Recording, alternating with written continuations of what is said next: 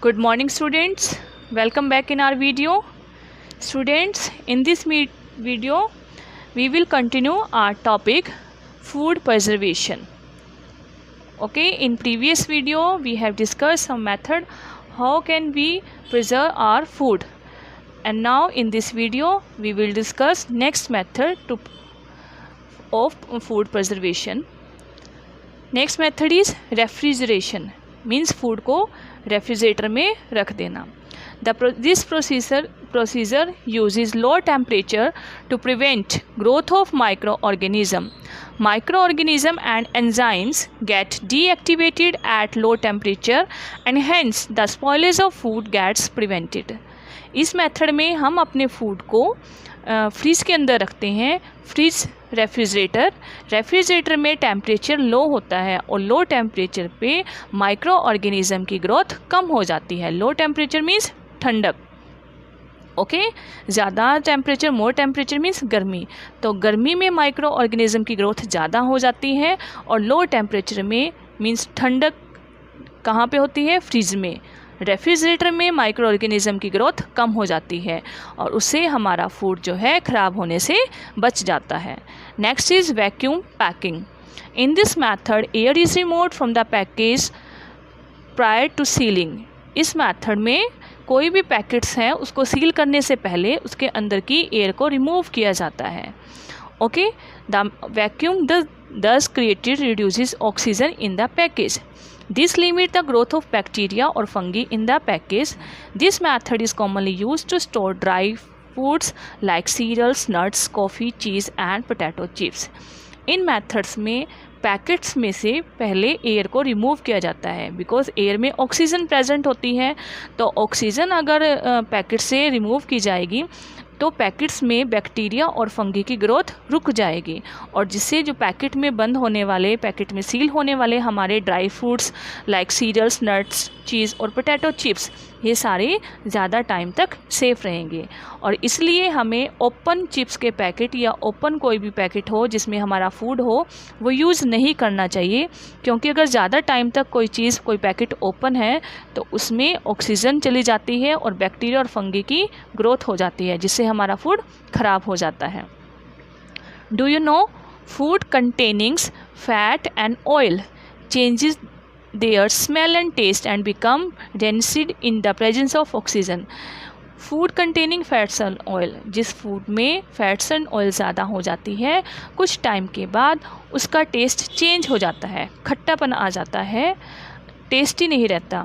Manufacturers usually fill nitrogen gas in the packet of potato chips.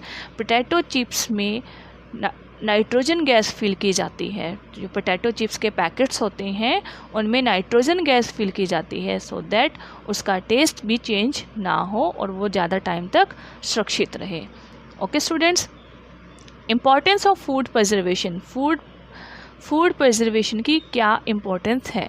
Food preservation is helpful. Food preservation करना हमारे लिए बहुत ज़्यादा helpful होता है क्योंकि इससे हम अपने फूड को ख़राब होने से बचा सकते हैं. Number 1, it helps to maintain nutritive value of food.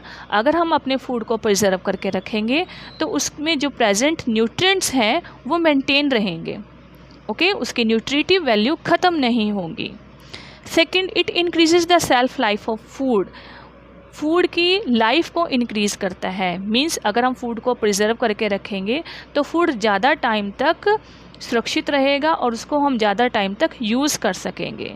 Many perishable food can be preserved for a long time. जो जल्दी ख़राब होने वाली चीज़ें हैं उसको लंबे समय तक हम प्रिजर्व करके रख सकते हैं.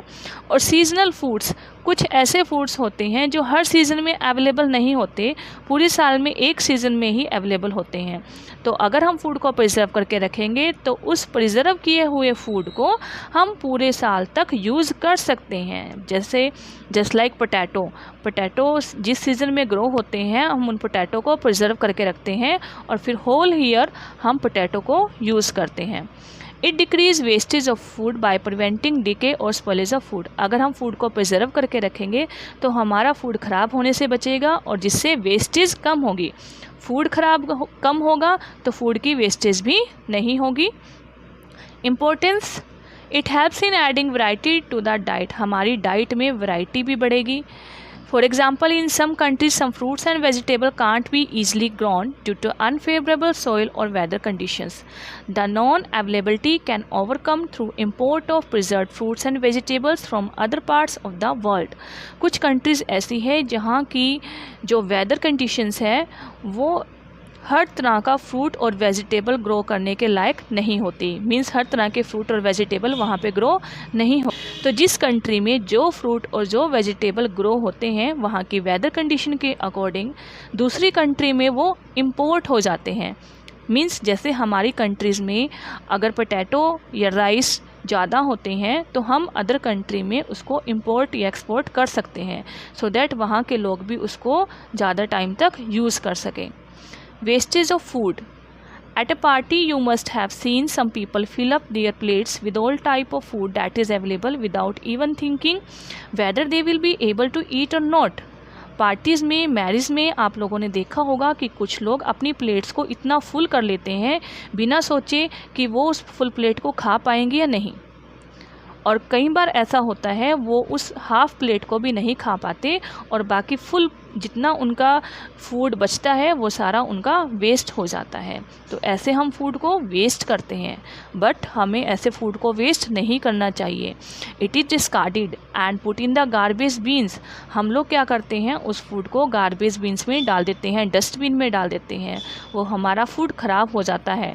Is it not to waste food, especially in a country like ours where lakhs of people can't afford even 1 square meal in a day? क्या ऐसा होना चाहिए? क्या फूड को हमें वेस्ट करना चाहिए? हम ऐसी कंट्री में रहते हैं जहाँ पर कुछ लोग ऐसे हैं जिनको 2 टाइम का खाना भी नहीं मिलता, तो ऐसी कंट्री में क्या हमें फूड को वेस्ट करना चाहिए? Also while shopping we should buy only what we can consume. Excess of food when bought, it is likely to go waste. We need to remember, take what you eat what you take. Shopping करते वक्त हम कुछ ज़्यादा चीज़ें खरीद लेते हैं, हमें ऐसा नहीं करना चाहिए। हमें उतना ही खरीदना चाहिए, उतनी ही शॉपिंग करनी चाहिए जितना हम खाना टाइम पर खा सकते हैं, जितने दिनों तक हमारा फूड प्रिजर्व करके हम रख सकते हैं। क्योंकि ऐसा कहा जाता है कि उतना ही लो जितना खाया जाए और उतना ही खाओ जितना लिया है। ईट वट यू टेक, जो तुमने लिया है उसे खाओ। ओके, मीन्स फूड को हमें वेस्ट नहीं होने देना चाहिए, जितना हमने खाना है अपनी प्लेट्स में उतना ही खाना डालना चाहिए। Okay students, with this topic your chapter number 6 is complete. I hope this topic is clear to all of you. You have to read this chapter from your science book. Thank you. Have a nice day.